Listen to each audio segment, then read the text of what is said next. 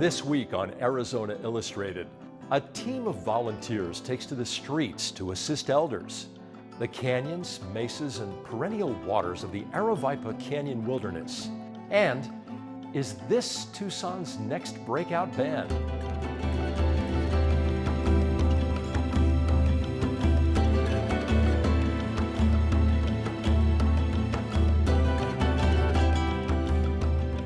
Welcome to Arizona Illustrated. I'm Tom McNamara. A new year is upon us, an opportunity to reflect on ourselves and our community. And for many, it's also a time to commit one's time and energy to giving back to the community over the coming year. As we see in our first story, the volunteers of SNAP, or the Sunrise Neighborhood Assistance Program, do so by helping seniors who can no longer drive, but as you're about to see, it often develops into a whole lot more than just a ride.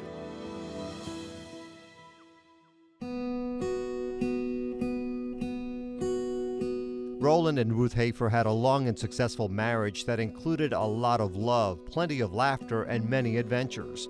The couple bought a house in Tucson in the 1980s, and they traveled between their homes in Wisconsin and Arizona for 20 years, until Roland had a stroke. Our big thing was going back and forth in the car. We liked that twice a year. They moved to the desert permanently when the extended excursions became very difficult. We had to decide whether we were going to sell this house or the one in Wisconsin. And my husband liked the one in Wisconsin because we grew up there. And so he always said, I won't sell, I won't sign. And then one November, just before we came here, it snowed and it was icy. And he had to hang on to the car. He almost fell down. And he looked at me and he says, I'll sign. So that's how we bought this one, or stayed here and sold the other one. Times were good for several years, but life's twists and turns were around the corner. Roland passed away in 2011. We were married 64 years. So part of me is gone, it still is. Shortly after that, Ruth tripped and fell and broke her hip. After years of driving for herself and Roland, Ruth was forced to hang up the car keys. She had lost her dependable partner of 64 years and her ability to get around. I felt trapped. I felt like,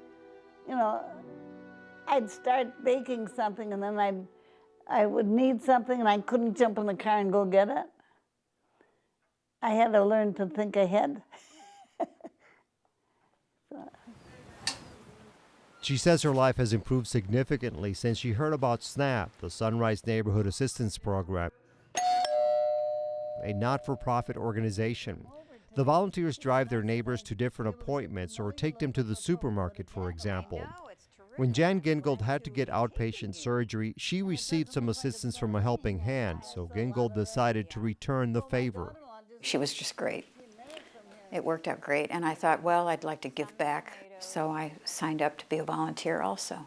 I think it's fabulous, and I think nowadays a lot of people want to age in place. Are you ready to go? I sure am. So I think aging in place is very, very important. The neighbors told me about it, and so I thought, well, that'd be fantastic. So I called Tiny, and she came over and interviewed me, and ever since I've been with them. Most people are inclined to do one day a week. Tiny Reed is the coordinator of the group. She says its goal is to allow disabled residents and senior citizens to remain in their homes as long as possible. Donations and volunteers keep it going. I do this because it's a need that I think needs to be met. And I'm really happy to be a part of it, a small part, albeit a part. I love your car. Oh, thank you. The organization was founded in 2009 and serves the foothills area northeast of Tucson. Are you in? I'm in. Okay, I'm going to get in there. It's considered a well-to-do part of the community, but Reed and others say there's a demand for services notwithstanding. It's all clear here. Okay, here we go. Aren't the mountains pretty? Oh, I love them.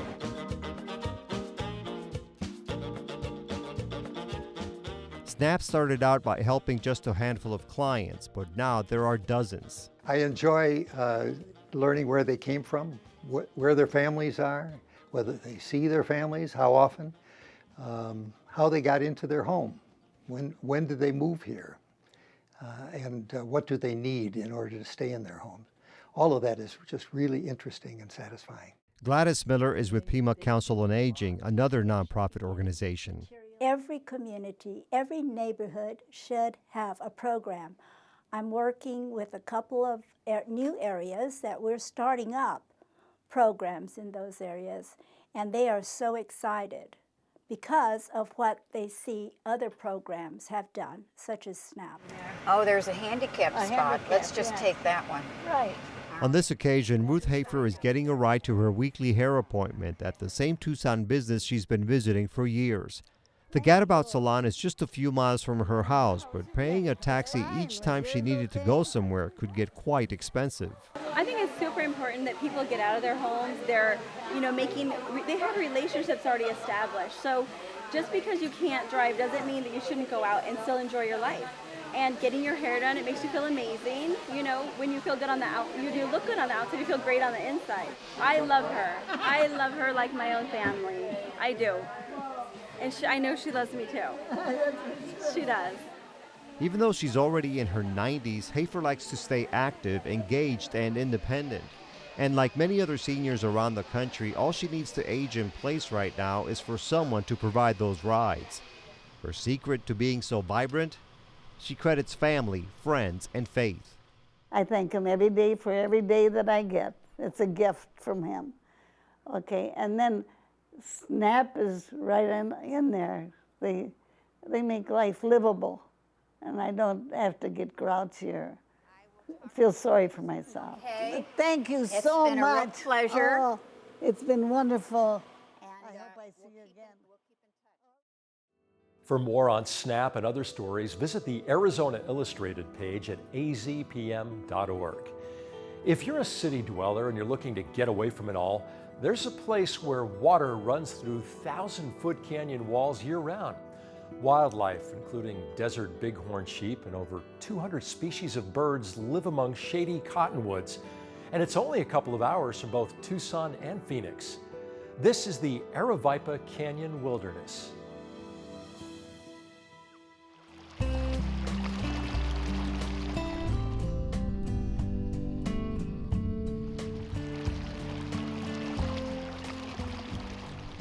If you're looking for as close as you can get anymore to a pristine riparian area in the southwest, Aravaipa is definitely one of the top ones. Because it's kind of an oasis in the desert, stuff migrating stops through here. You never know what you're going to see. One time I saw a flock of pelicans actually got blown off course and landed in the creek. I think the highlights of Aravaipa Canyon is water. I mean, there's water in southeastern Arizona, and it's amazing, it's beautiful, with lush riparian and unique species of plants and animals. And then there's saguaro cactuses standing up next to these really big cliffs and running water. I mean, it's just a really unique experience, and it's fabulous. We have about 19,000 acres of designated wilderness in Aravaipa Canyon with multiple side canyons that are easily accessible, and you can definitely find yourself alone in this area and enjoy the solitude and the splendor of the location. When you camp out here at night, it's quiet, it's peaceful. There's not a sound anywhere. All you hear is a little rustling in the brush, a little the creek bubbling by, but it's peaceful and quiet, maybe one of the most quiet places in Arizona. It's a really pleasant water hike. The water temperature is really pleasant, and it's not too gravelly for most of it, so it's a good stable footing, and it's nice that we could come here any time of year and enjoy it. There's a lot of birds to see. There's a lot to see if you sit still and are quiet. And the canyons are very tall, so it gives you a sense of feeling small. This is a great view of the canyon.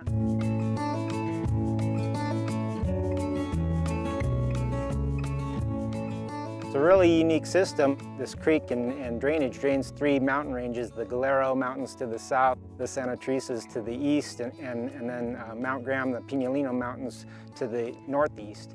And actually everything, snow melt and runoff comes down into the Aravaipa Valley, soaks into the ground, and then emerges from springs here in Aravaipa Canyon and runs for about 20 miles through the Aravaipa Canyon Wilderness. lot of people ask me, where's Aravaipa Spring? Where does it start? And the answer is it depends. It depends if it's been a wet year or a dry year. Today, here, this is where Aravaipa Creek starts, and as we go downstream, it'll gradually increase, and the volume will become a lot more until we get down to the wilderness area.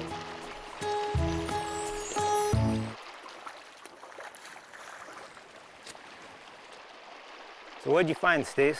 Well, we got 6 of the 7 species. We're still trying to get a Sonoran sucker. Aravaipa Creek is actually the best native fishery in Arizona. It has 7 native fish species. So spiked ace and loach minnow were recently listed as endangered. So we've been trying to see how they're doing, and actually they're doing pretty well in Aravaipa Creek. This is one of the bigger fish that we find here. It's called round-tailed chub. It actually gets about a foot to 18 inches long if there's enough water.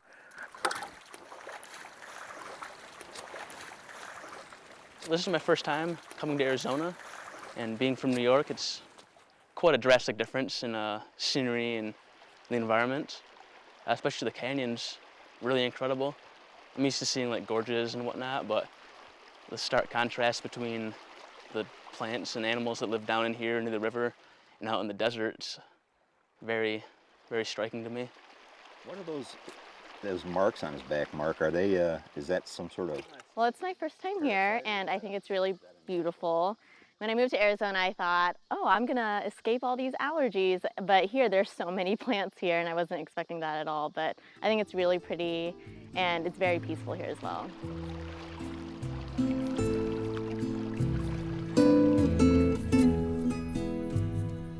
This is called horsetail, or miner's rush is another common name. It's a segmented rush. Yeah, that's hollow on the inside. It looks like, you know, what in the old days when the cowboys used to hide from the Indians, it makes a straw, and so they could breathe from underwater. We use it as an indicator species because it's susceptible to trampling by people and cattle. So if you see it in a riparian area like this, it's a sign that it's fairly healthy.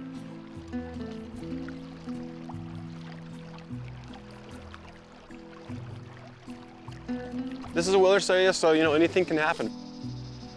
Definitely emphasize be prepared. We're not going to be out here to take care of you or to come rescue you. If you get yourself in trouble, you should be able to get yourself out of trouble. This is definitely a different world from, I believe, 90% of our daily lives. You know, I mean, you come out here and you rapidly forget about social media and your cell phone, and next thing you're just worried about food on your back and getting to camp, and once you're there, finding a good place to lay down and go to sleep. That's the unique thing about wilderness areas. They provide humanity an opportunity to do that, to get away and relax and find some peace and quiet. It's one of the reasons that I work here, that something, you know, magical like this can kind of happen, and water comes out of the desert, you know, basically in the middle of nowhere, and makes this great canyon and great riparian area that flows for another 20 miles downstream. So to me, it's really a neat process how it happens.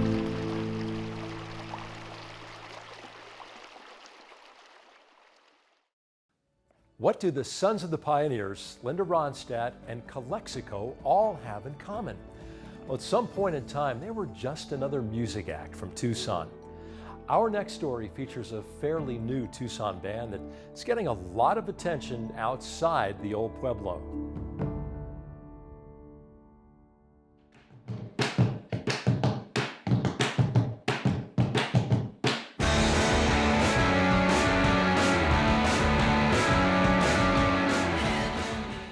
I burned my house down when I was a kid, and the insurance money paid for my first drum set.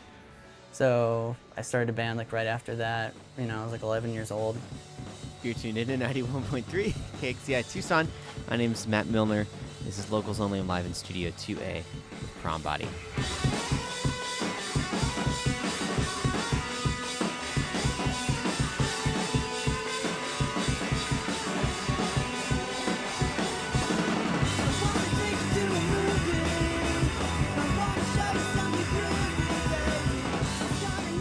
Time you were on was, I guess it was a little less than a year ago, and it was right on the heels of your first live show. It was right on the heels of the online release of the first album. Flash forward a year, and it seems like a lot has happened. So catch us up a little bit on what's been a pretty sort of meteoric rise over the past year. Oh, wow.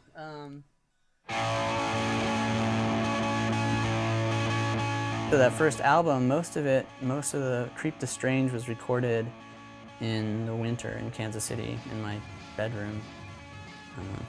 That's pretty much how Prom Body started. I was working at a coffee shop at the time, so kind of blasting that, and everybody that came into the coffee shop was curious, and hey, who's this band? Who's this band? And I'd be like, oh, it's Prom Buddy. It's my buddy from back home. It's great. When I heard the record, I was jamming it just like all of our other friends, really stoked for Mike. And then he approached us about creating it live. So after hearing the record over and over again, I was excited to start working on it. He asked me to play drums, and I was like, of course. And then we pretty much just slowly, steadily climbed, actually kind of quickly, steadily climbed up. What was the point in the last year when you realized that, you know, something that had sort of started as a bedroom project was turning into something probably more than you envisioned? What was that sort of turning point moment? I think it was probably pretty early on. The response in Tucson was also and continues to be a surprise. It was something I did for fun and just did as a recording project to kind of experiment with writing like pop-style songs.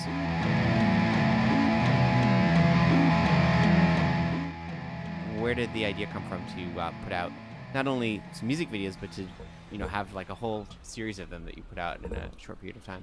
I think it came from the last album.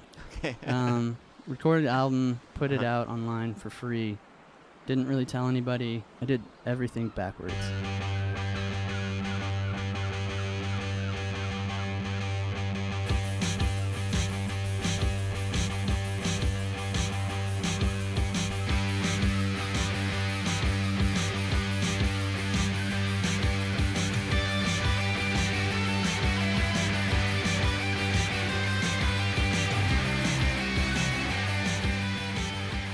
Of the press that you've gotten so far, what was the source that surprised you the most? What was the one where you're like, wow, I can't believe I'm in X? I think probably Spin for me. Since I was a kid, like Spin has been around for sure. I mean, before that. Yeah. It's always NPR just was crazy. Yeah, NPR, was yeah. insane. I work at the co-op, so every morning we're blasting NPR, knowing that that video was premiered on NPR would hit a huge circuit of people, not just people that are into spin or noisy, but it was huge, you know, like everybody listens to NPR. I can feel it in my guts.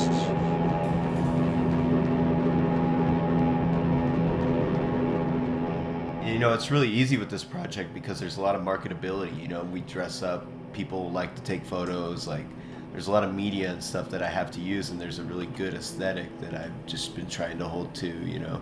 Matt Baquet is pretty much the Prom Body band manager at this point. I mean, he's just the social media, like, king. My job is to be on those things, so I'm already on them all the time.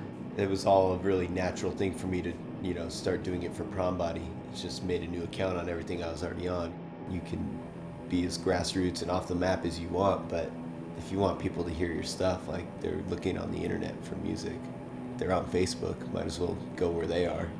With Matt, I think that's just his personality. He's very go-getter and straight on, and we're gonna do this and do it now kind of thing. And it's good though. It's good because I think he pushes the band in that direction, and us, on the other hand, we can kind of just let it go as it goes.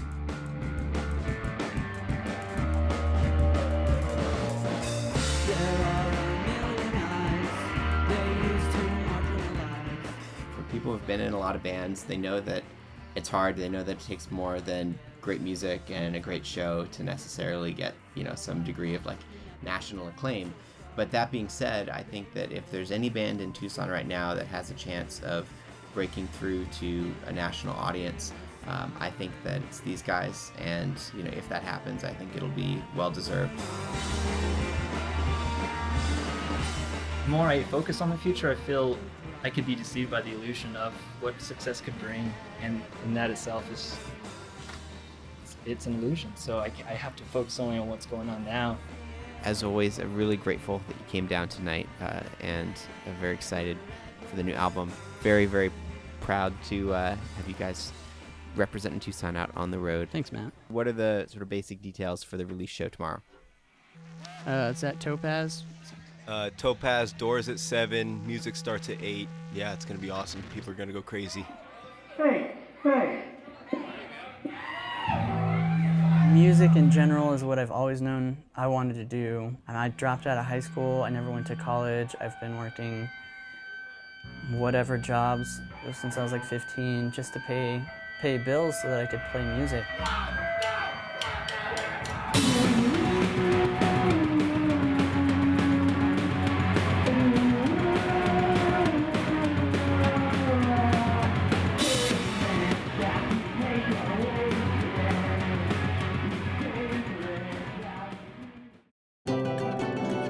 Like what you see on Arizona Illustrated?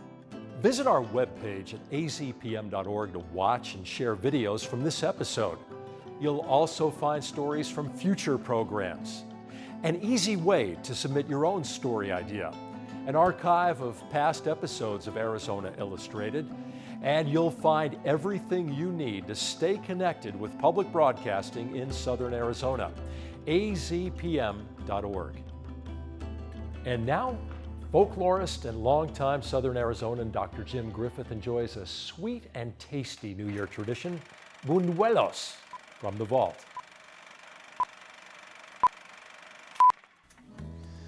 It's New Year's time, and every season has its special food. Christmas, of course, has tamales. And just as you start recovering from Christmas tamales, it's New Year's, and what happens? Bunuelos. Now, we're in Gloria Ivada's kitchen, and she has kindly consented to prepare this special holiday food for us. Bunuelos are really fried flour dough, sort of like tortillas, but the ingredients are different. They're related to Papago popovers. They're related to the sopaipillas they make in New Mexico. But they're special because they're served at this time of year with a wonderful, rich, sugary syrup on them. They vary from family to family. Some families make them much thicker. Some families put a very, very sticky syrup and cook them in the syrup. They're wonderful and sticky things. A little bit rough on the beard and mustache, folks, but that's fine. However they're made, they're a traditional food in this place at this time of year, and they taste good. Feliz Año Nuevo.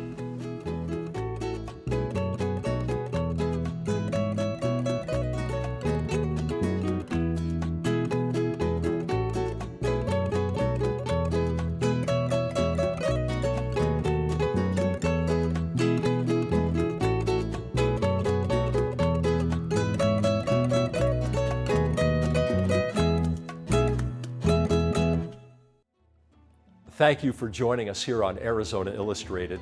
Next week, is learning to live on the moon the key to sustainability on Earth? Celebrating the master of Southwest gardening, George Brookbank. An intimate behind-the-scenes portrait of the Zope family circus. And a 1982 tour of a Titan II missile complex from the vault. I'm Tom McNamara. See you next week.